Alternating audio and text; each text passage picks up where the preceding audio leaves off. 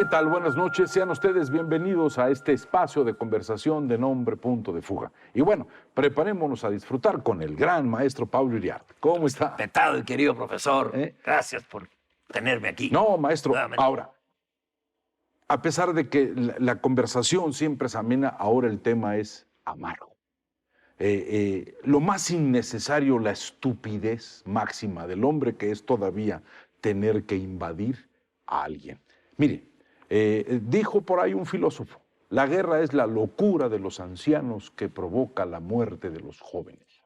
¿Sí? En esta locura de ancianos tenemos a un hombre de 70 años que ya pertenece a esa tercera edad, ¿sí? Que yo creo que ya, pues no sé por qué le ponen tercera, porque yo creo que es la última. Y en ese momento, maestro, lo que tenemos es un hombre que huele al aparato soviético, es un hombre que huele a todo aquello que representaba la Unión Soviética, y se lo digo brevemente, se le mueren dos hermanos en la miseria de hambre. Él vive en una absoluta desvalidez y los padres lo cuidan, lo vuelven el centro de atención porque ya habían muerto dos. A los 15 años llega a ofrecerse a la KGB, le dicen, joven, váyase a crecer. A los 17 y 18 vuelve y es aceptado. Es un hombre con resentimiento, con la sensación de la muerte encima, con el rencor de la miseria y de la pobreza que la vivió en carne propia. Es un hombre que traicionó a su mentor, el que lo llevó a la KGB. Él lo traiciona por el hecho mismo de que para él es normal en este proceso del ascenso. Huele a KGB, huele a soviético, y yo no entiendo por qué lo aman los que dicen que lo aman. Pero es diferencia de realidades, maestro. Esto es la consecuencia, ¿no?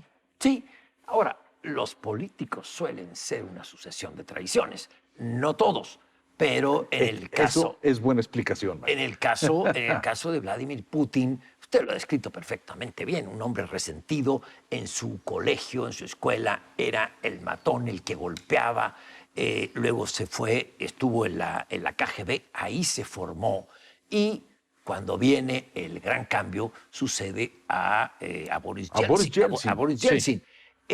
Y creo que también traiciona a Niesmo, fue el que lo echó para adelante. Estamos hablando de un criminal, de un hombre fríamente criminal. Tan frío que le fallaron sus cálculos ahora en esta invasión a Ucrania porque olvidó el factor humano. El factor humano es importante y un hombre frío, un criminal, una mente gélida como la de Putin, no consideró el factor humano que le está dando la vuelta a la tortilla y que lo va a aplastar. Fíjese, maestro. En una de estas narraciones orales que luego se convierten en biografías, que tienen mucho, uno no sabe si es comprobable o no, pero hay una donde plantea cuando él es enviado a esta cárcel en Siberia como director.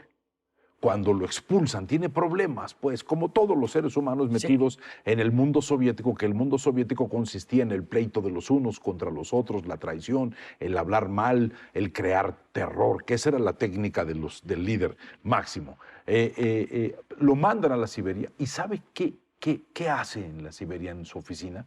Manda poner una fotografía del hombre que lo había mandado ahí. Y él se sentaba 1 hora al día a ver en silencio esa fotografía para que ese hombre jamás se le olvidara de su aparato, vamos a llamarle aparato de rencor. Sí. Regresa, él vuelve a tener cargos. ¿A dónde acaba aquel hombre? De director de aquella prisión, donde sigue, y creo que ya está en condiciones pésimas. Le fascina la venganza, maestro. Sí. Sí, como a los líderes. Sí. Ahora, en el caso actual, creo que él, tras la quimera de restaurar el imperio Esa es la quimera. Soviético, perfecto, el maestro. imperio soviético, Ajá. Va a poner, él va a ser el nombre del enterrador. No va a ser Gorbachov. Gorbachov ya no va a ser el enterrador del imperio soviético. Va a ser Putin. ¿Por qué? Gorbachov dejó a tonos muy diferentes, ucranianos y rusos como amigos.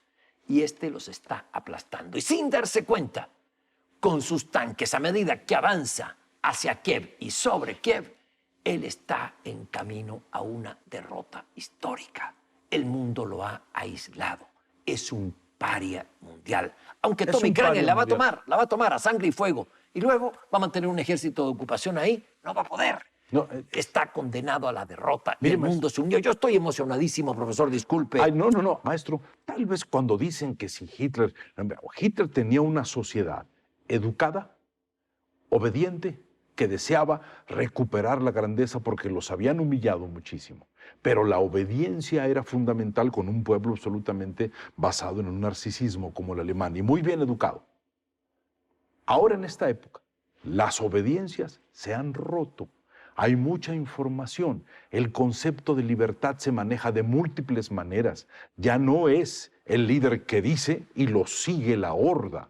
No, ya el líder tiene que sustentar. Creo que esto que acaba de hacer va en contra de todo lo que debería ser una política lógica, maestro. Y yo no entiendo los dictadorzuelos latinoamericanos fascinados dándole apoyo a este señor. No los comprendo porque si algo les queda lejano es la realidad soviética y rusa. Sí, y Putin creo que él sigue una línea de tradición muy rusa desde la época de Iván el Grande. De Nicolás I, el de la tortura en San Petersburgo. Sí, pero Iván el Grande fue el que unificó y fue el primero en proclamarse zar de todas las Rusias. Zar quiere decir César. Soy el César, pero lo hizo muy bien. Él expulsó a los mongoles. Y después los soviéticos dicen, bueno, están estas repúblicas que pertenecen a la Unión Soviética, no pertenecen a Rusia. Sin embargo, eran absolutamente controladas por Moscú. Sí, claro. Y es lo que quiere restaurar Vladimir Putin y no va a poder. No va a poder, maestro. Yo estoy emocionado ver al presidente ucraniano, que era un dramaturgo. Era un hombre que hacía comedia, por lo cual comediante. Equivocados piensan que la gente, que un comediante es un hombre tonto. No, es no, cierto, no, eso es un prejuicio por supuesto muy que no. pobre. Un comediante que encarnaba en la televisión a un presidente que y protestaba contra la corrupción y contra todo el desastre que había en Ucrania. Y resulta que él toma en serio su personaje y es candidato. Funda su partido y gana la presidencia de Ucrania para desterrar todo aquello que decía como el personaje de la televisión, que era. Y Putin dice, este es una presa fácil, va a doblarse, es un comediante, va a doblarse a los primeros balazos y vamos a poner un gobierno títere. Pues resulta que este comediante, presidente de Ucrania, sale a las calles y levanta el ánimo de toda Ucrania, vamos a luchar. Los Estados Unidos le dicen, le ponemos un avión para que salga y gobierne desde el exilio, hay que protegerlo. Y él dice, no, no, no, señores, yo no quiero un aventón, quiero municiones. Esa frase, profesor, anótenla, será histórica. ¿Por qué el pueblo inglés aprecia su monarquía, independientemente de todas las cosas que ha pasado? Porque en la Segunda Guerra se quedaron, maestro. Sí. Los reyes de Holanda, esos se fueron al exilio. Jorge se quedó con su esposa. La reina Isabel era una jovencita, trabajaban, hacían mecánica, la reina trabajaba haciendo comida, andaban metidos en los refugios. La presencia del líder al lado del pueblo es un canto de libertad. Sí. Como no tiene miedo a que le griten en la calle, ¿eh? No, maestro, no tiene miedo a que le griten en la calle. Las medidas muchas veces, las que hay que tomar, no son populares. Ahora, sí creo, maestro, que independientemente de todo, este señor está provocando un desastre, ¿sí? Económicamente. Sí, creo, profesor, que esta es con las herramientas de las guerras clásicas, es decir, las artillerías, los tanques, aplastando a una nación independiente, una nación soberana de un país al otro, porque se le ocurre a un dictador atacarla y quedarme con este país. Bueno, y tenemos las otras herramientas de la modernidad. En ese sentido es la Tercera Guerra Mundial. Es las herramientas del comercio, la comunicación, de las finanzas, de las comunicaciones y la cibernética. Todavía no empieza la guerra cibernética, pero la veremos. Creo que esto puede durar. Pero la heroicidad, y a eso me refería por el factor humano, la heroicidad de casi todo el mundo al decir, sí, los alemanes, profesor, los alemanes dependen 100% del gas ruso. Pero acaban de cerrar el decir, lo cerramos. Lo cerramos. Y además va armamento, vamos a reactivar nuestra industria armamentista, vamos a apoyar a Ucrania y ya mandaron armamento a los ucranianos, los alemanes, Finlandia y Suecia. Dos países tradicionalmente que descreían de la OTAN, que pensaban que ya era el fin de la historia, como que Fukuyama. no había necesidad. No, ahora queremos entrar a la OTAN. Putin ha logrado unificar al mundo en contra suya. Y la OTAN se rearma para ponerle freno. Europa aprendió la lección de 1939. Yo quiero decirle, maestro, viejos de las familias europeas, los viejos italianos, los viejos de mi esposa, dicen, mi bisabuelo y mi abuelo pelearon la Primera Guerra Mundial. Nuestro padre peleó la Segunda Guerra Mundial. Hubo que defendernos de los nazis que llegaron a nuestro pueblo para que no atacaran a la madre, ¿sí? La memoria de la guerra está en Europa, maestro.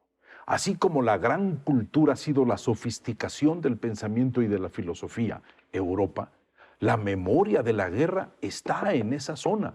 Como usted hablaba, el narcisista de los Cárpatos no puede romper con toda esta idea de lo que significa saber lo que ya sucedió y lo que no puede volver a suceder. Esos viejos dicen, no saben, es un horror, no lo han vivido. El que opine y no haya vivido esto estará hablando sin sentido, maestro. Sí, es la memoria de la guerra y también la inteligencia, en este caso, de los chinos. China me asombra. Pues que ante este conflicto, Putin fue a pedir permiso, a avisar a Xi Jinping durante la inauguración de los Juegos de Invierno que iba a invadir Ucrania. Y Xi Jinping adelante y observó. Y ahora, en esta semana, dijo, Ucrania tiene todo nuestro apoyo. ¡Qué golpe para Putin! Se queda solo. Japón, el primer ministro japonés, que todo el mundo decía, los japoneses están temblando de miedo por todos lados, toma el teléfono y le habla al presidente ucraniano para decirle, estamos con Ucrania y vamos a impedir todas las transacciones con el Banco Central de Rusia. Es decir, los rusos no van a poder comprar moneda extranjera aquí. ¡Qué maravilla! Maestro, eso es, al fin de cuentas, lo más importante. Luchar contra el miedo de palabras huecas que no tienen significación. La realidad es la que tenemos que construir. Y ojalá este paso sea para fortalecer democracias, no para provocar manejos de cobardías y palabras irresponsables. Tiene toda la razón. Le agradezco mucho y nos veremos aquí en este espacio de conversación de Nombre Punto de Fuga, donde seguiremos diciendo que la libertad y la democracia son valores tan grandes que es imposible derrumbarlos con palabras buenas. Hasta el próximo sábado. Maestro, muchísimas gracias.